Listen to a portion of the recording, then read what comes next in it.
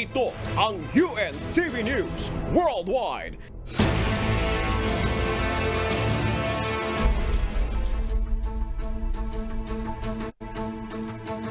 Saan, Tajahaw? Maraming salamat sa Diyos sa araw na ito na ipinagkaloob sa atin.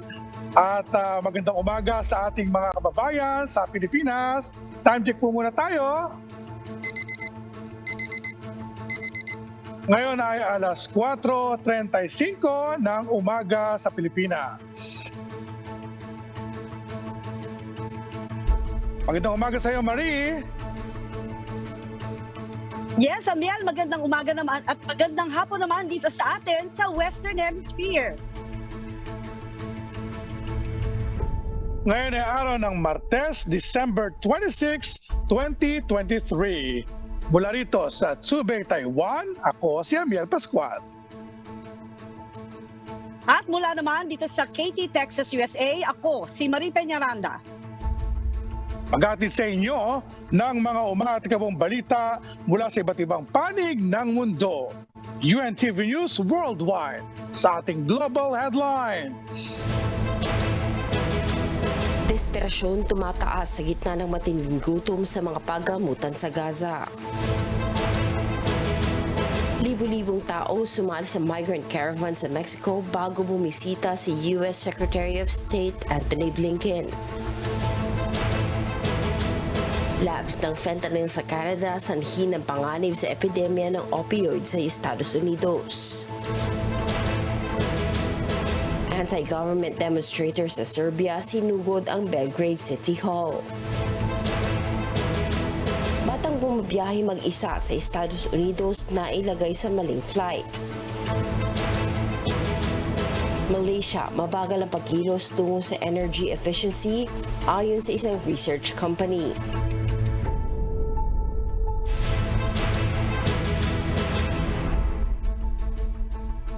Una sa ating mga umatikabong balita, tumataas ang desperasyon sa mga pagamutan sa Gaza nang naranasang matinding gutom ng libu-libong mga taong displaced sa enclave.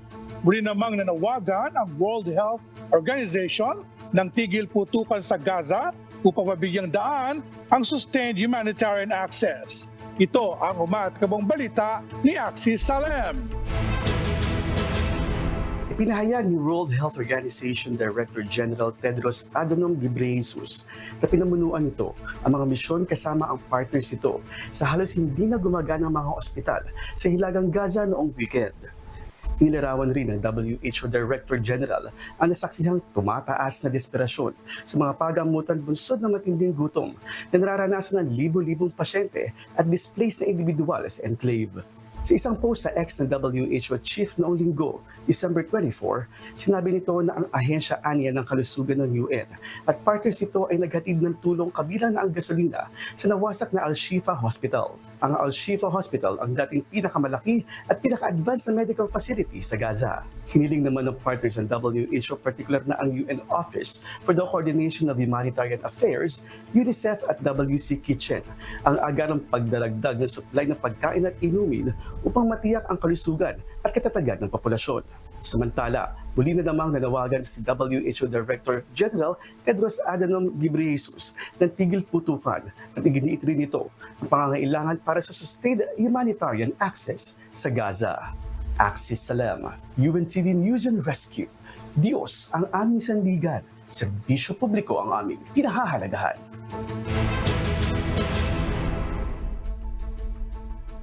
Samantala, Amiel, migrant at immigration news naman tayo. Sumali ang libu-libong tao sa malaking migrant caravan sa Mexico.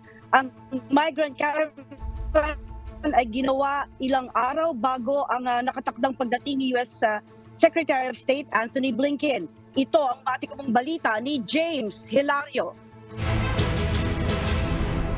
Naglakbay sa Mexico ang isang malaking caravan ng mga migrante mula sa Central at Southern America patungo sa US border. Umabot sa nasa 8,000 mga migrante mula sa Venezuela, Cuba at Mexico ang sumali habang sinusundan ang isang banner kung saan mababasa ang Poverty Exodus. Ang migrant caravan ay ginawa ilang araw bago ang nakatakdang pagdating ni US Secretary of State Antony Blinken. Nais ni Secretary Blinken na magpatupad ng mga bagong kasunduan upang makontrol ang migration. Ang bilang ng mga tao na nahuli sa US southern border ay higit sa 2 milyon noong 2022 at pati na rin ngayong 2023. Ayon kay Mexican President Andres Manuel Lopez Obrador, handa siyang makipagtulungan muli sa US para matugunan ang mga alalahanin tungkol sa migration. Ang Mexican President ay nakatakdang makipagkita sa kalihim ng Estados Unidos sa Miyerkules, December 27. Samantala, sinabi ng White House sa isang pahayag na tatalakay ni Mr. Blinken ang unprecedented irregular migration at tutukuyin ang mga paraan upang matugunan ng dalawang bansa ang border security challenges. James Hilario, UNTV News and Rescue. Diyos ang aming sandigan, serbisyo publiko ang aming pinahahalagahan. Balitang North America pa rin tayo, natuklasan ng mga otoridad sa Canada ang isang malaking lab ng fentanyl sa isang syudad malapit sa Vancouver. Milyong-milyong doses ng mapanganib na synthetic opioid ang nagdudulot ng pangamba sa epekto sa patuloy na opioid epidemic sa Estados Unidos. Ito ang umatikabong balita ni Erica Luzong. Natuklasan ng mga pulis sa Canada ang isang clandestine fentanyl lab sa isang shipping container at storage unit 6 na buwan na ang nakalilipas. Kasama sa mga nakuha ang 2.5 milyong doses ng fentanyl at 528 gallons ng chemical na ginagamit sa paggawa nito. Sinasabing ang mga lab na ito ang dahilan ng paggamit ng ipinagbabawal na gamot sa mga lokal na residente rito, maging sa mga internasyonal na merkado tulad ng Australia, New Zealand at Estados Unidos.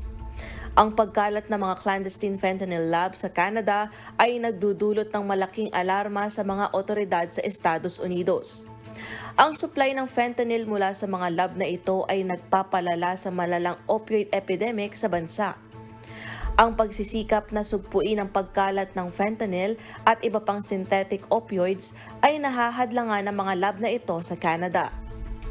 Ang pagpapalakas ng seguridad sa US-Canada border ay isa sa mga hakbang na nakikitang gawin ng mga otoridad upang mapigilan ang pagpasok ng fentanyl sa bansa. Ayon sa ulat, nasa 70,000 buhay ang kinukuha ng opioid taon-taon sa Estados Unidos at sa Canada naman ay 7,000 kada taon. Gayunpaman, hindi lamang dapat nakatuon sa paghuli ng mga nagtitinda at mga drug lab ang laban sa fentanyl. Ayon naman sa mga eksperto, mahalagang tutukan din ang mga root cause ng opioid epidemic tulad ng kahirapan, mental health issues, at iba pang mga social factors na nagdudulot ng pagkalulong sa droga.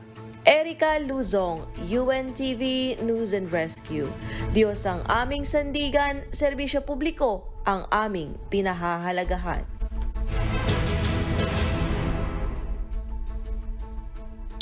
Nauwi naman sa kaharasan ng katatapos lang na eleksyon sa Serbia matapos suguri ng mga nagprotesta ang Belgrade City Hall sa Serbia. Nagpahayag naman ang nanalong partido na walang nangyaring dayaan. Mula sa New Brunswick, Canada, may umatikabong balita si Charles Corpus. Live!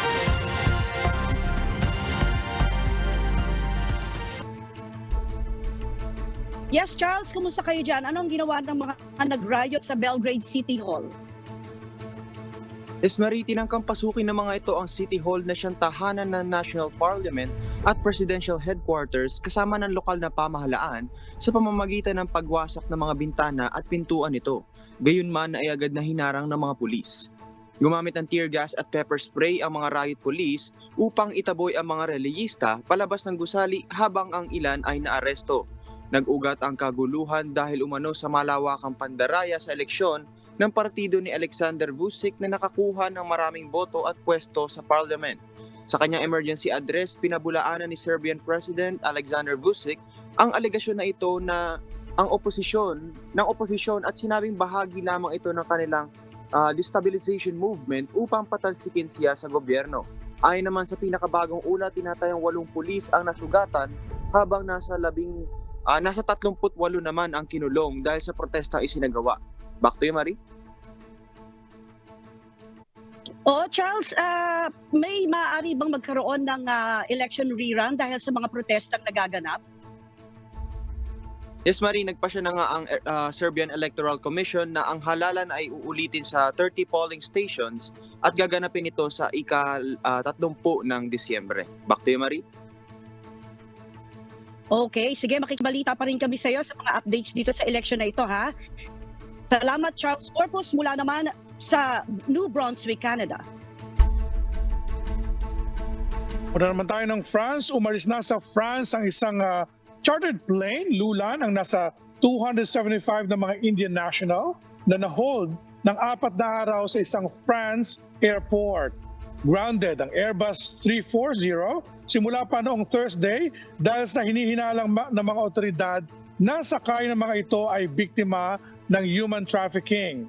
Galing ang flight sa United Arab Emirates at patungo sana ang 303 passengers ito sa Nicaragua. Karamihan sa mga pasahero ay sinabing nagtatrabaho sa UAE. Pinaniniwalaan naman ng eroplano pinaniniwalaan naman na ang eroplano ay pabalik na ng Mumbai. Ilan naman sa mga pasahero ay nanatili pa rin sa France.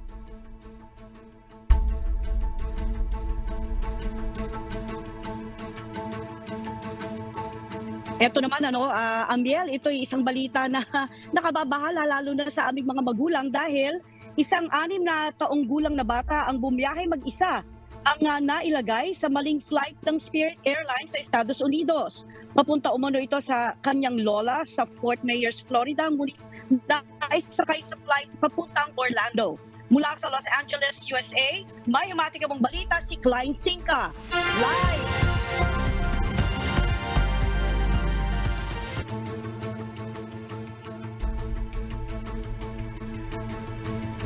Charles, I'm sorry, Klein, sana ay naging, ang ending nito ay magandang balita, pero ano naman ang pahayag ng Spirit Airlines? Marie, humingi ng dispensa ang airline sa pamilya dahil sa nangyari insidente noong December 21. Ang bata ay dapat sana pupunta sa Southwest Florida International Airport sa Fort Myers mula sa Philadelphia International Airport. Bagkus, ang bata ay naiboard ng mali sa eroplano patungong Florida. Ayon sa Spirit Airlines, palagi umanong may kasama mula sa team members ng Spirit ang bata at mula na nadiskubre nila ang pagkakamali ay agad na kinontak nito ang pamilya para magkasama sila. Matapos umanong mag-land ang aeroplano, nagpanik si Maria Ramos, ang lola ng bata, nang malaman niyang di dito kasama ang bata. Nakatanggap siya ng tawag mula sa kanyang apo na nasa Orlando, kaya kinakailangan pa nilang bumiyahe ng 160 miles o 257 kilometers patungong Fort Myers para lang sunduin ito.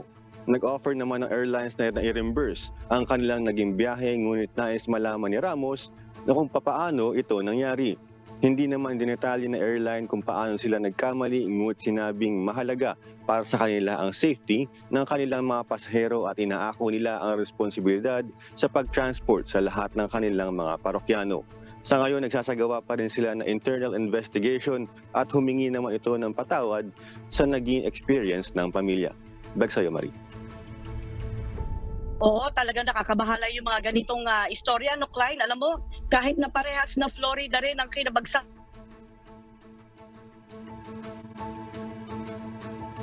at malayo ang Florida at ang Fort Myers, talagang nakakabahala ito. Pero Klein, meron bang regulasyon ng US Department of Transportation ukol naman sa mga batang lumilipad mag-isa?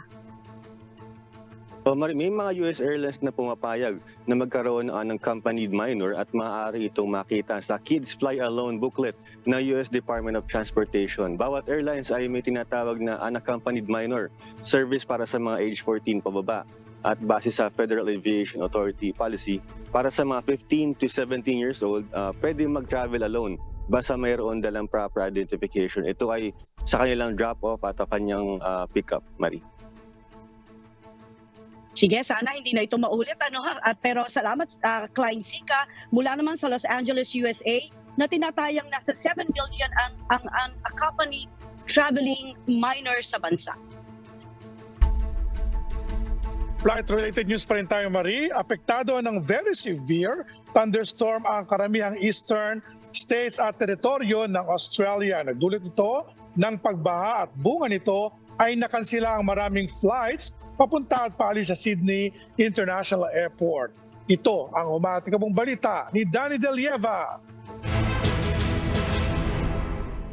Nagbabala ang Bureau of Meteorology o BOM na magpapatuloy ang malakas na pag-ulan, pagbagsak ng large to giant hail at nakapipinsalang hangin araw ng Lunes, December 25, 2023 sa East Coast ng Australia, partikular ang Australian Capital Territory o ACT, New South Wales, Queensland at Victoria. Inaasahang magpapatuloy ang sama ng panahon ngayong araw ng Martes, December 26, sa New South Wales at ACT. Kaya nagpapaalaala si New South Wales State Emergency Service o NSWSES Deputy Commissioner Debbie Flats sa mga kababayan na manatiling ligtas. Over the past 24 hours, New South Wales has experienced some heavy thunderstorms.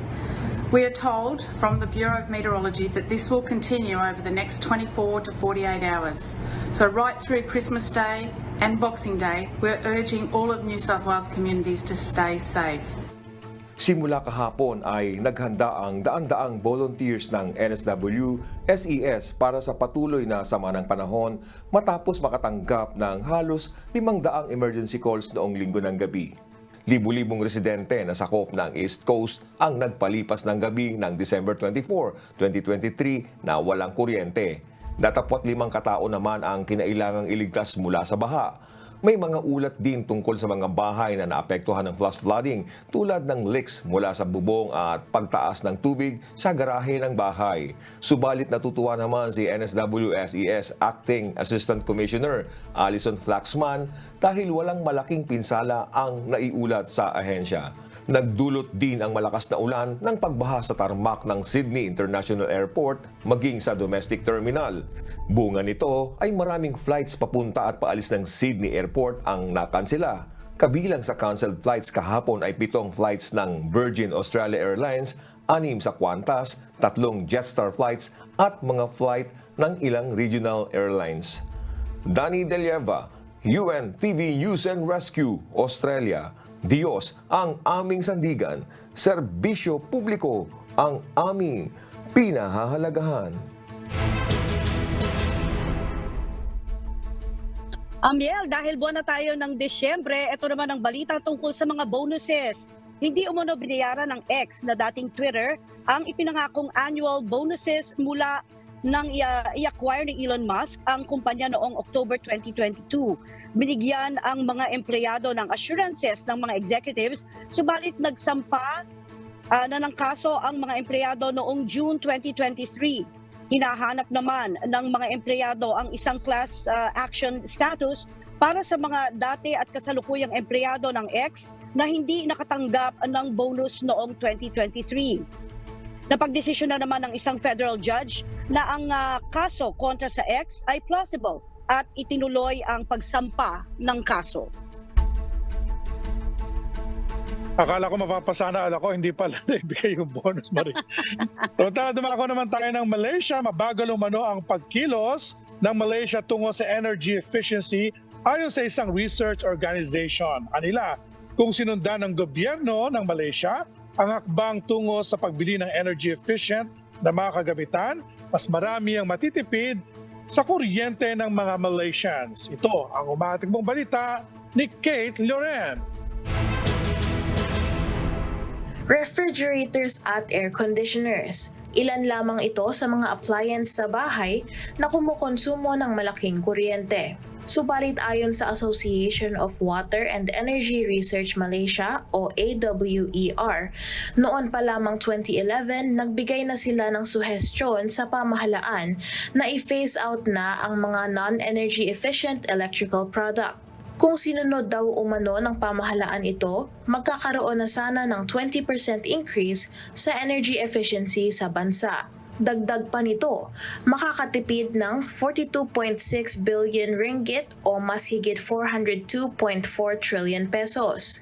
Ayon kay S. Piara Pacaran, presidente ng AWER, noong 2014 matagumpay nilang naipatupad sa Malaysian government ang 5-star rating labeling na may mandatory minimum energy performance standard o MEPS.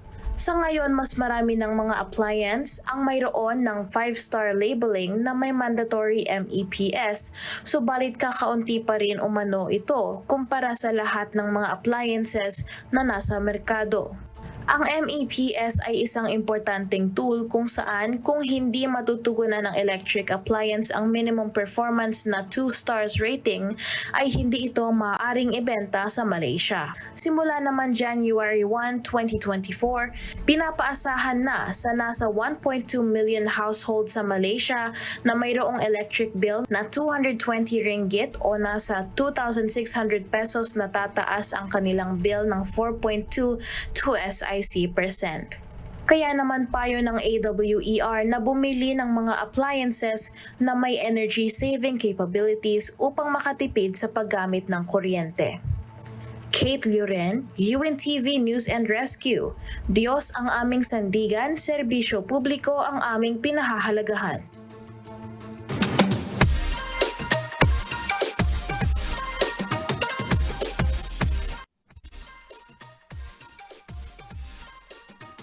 Eto na, Amiela. May bonus man o wala, pero tayo may bonus talaga tayo eh. Hindi natin makakalimutan. Ito na ang ating pinakaabangan. Amiel, pwede bang bumati? Pwede. Yes, narito naman po ang pagbati ng ating kababayan.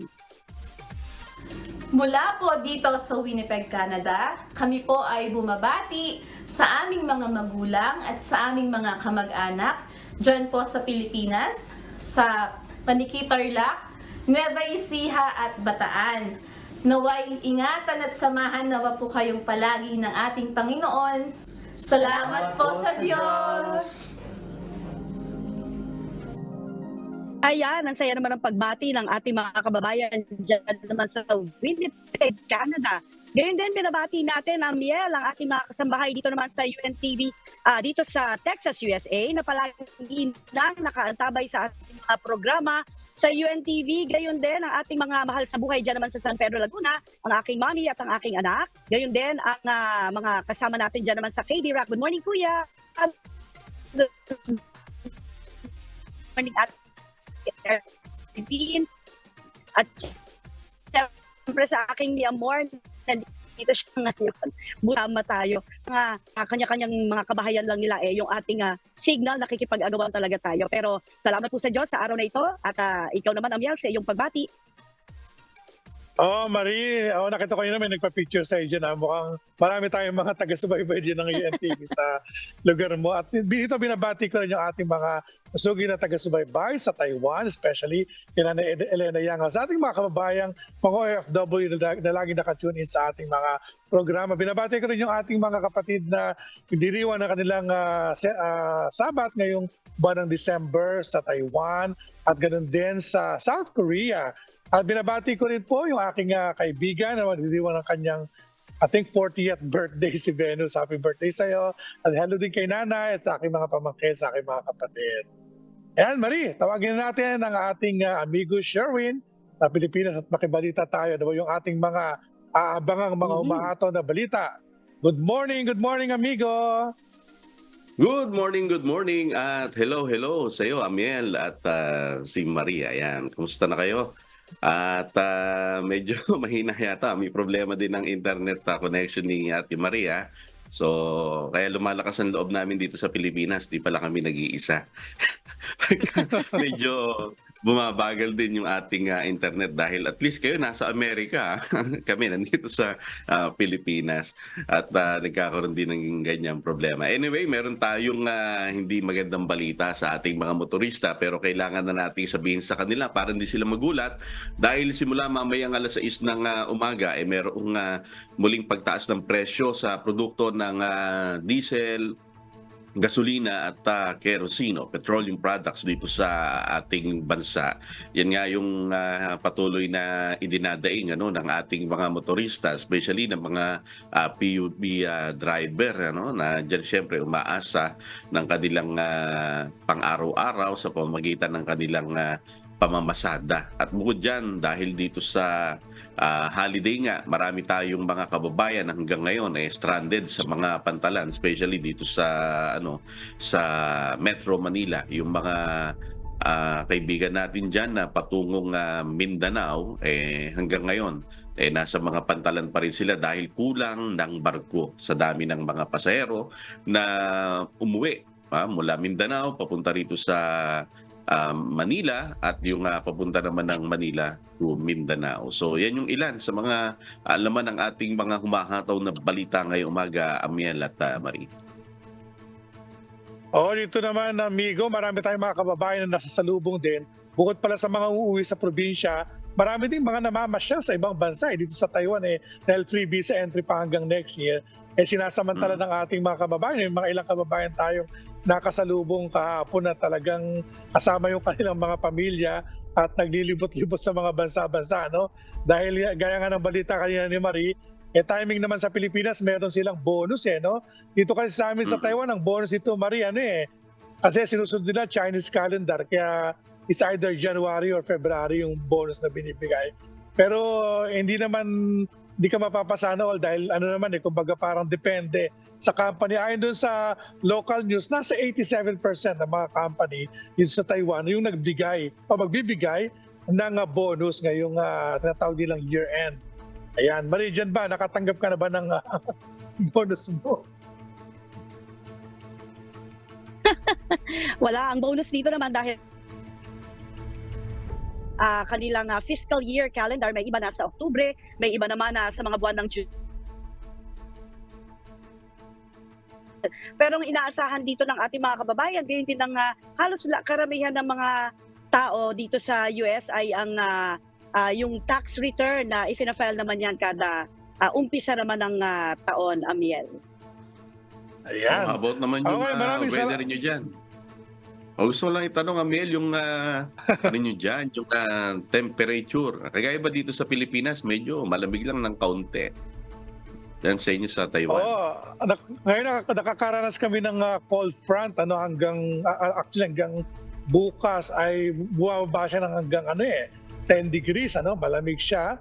Pero at medyo mahangin din kagaya nung nakaraang linggo. Pero hindi pare-pareho Ang peak talaga ng pinakamalamig dito by mga February pa. Pero malamig ito kumpara sa ating mga Pilipino na hindi nakakaranas talaga ng sobrang lamig na panahon. Alam ko dyan sa atin sa Pilipinas, marami dumadagsa sa Baguio para ma-experience talaga yung magja-jacket ka Yeah.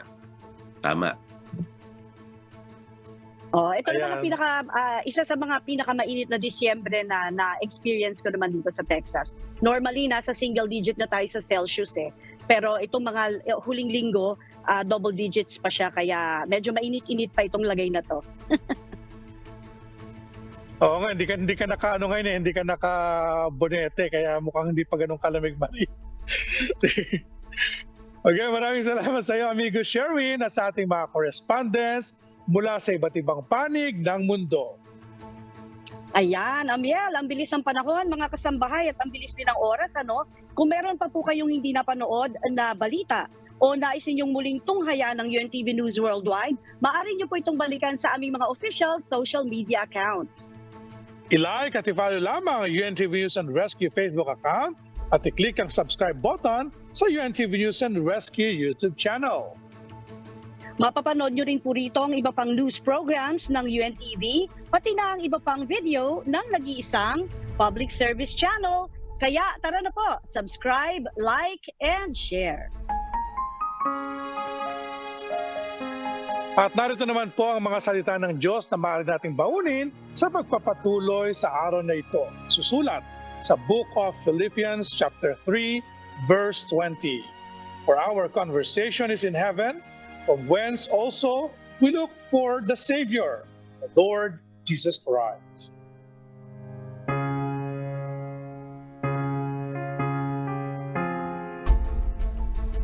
Amen at salamat po sa Diyos sa kanyang mga salita. At yan po ang mga umatikabong balita sa iba't ibang panig ng mundo ngayong umaga ng Martes, December 26, 2023. Susunod na po ang programang Hataw Balita Pilipinas sa UNTV at sa UNTV Radio La Verdad, 13:50. Mula po rito sa Katy, Texas, USA, ako, si Marie Peñaranda. Sa ngalan ng lahat ng bumubuo ng UNTV News and Rescue at ng UNTV Radio La Verdad 350, mula rito sa Zhubei, Taiwan, ako si Amiel Pascual. Dito sa UNTV at sa UNTV Radio La Verdad 350. Diyos ang aming sandigan, serbisyo publiko ang aming pinahalagahan. Milyong salamat po sa Diyos. Zaijian!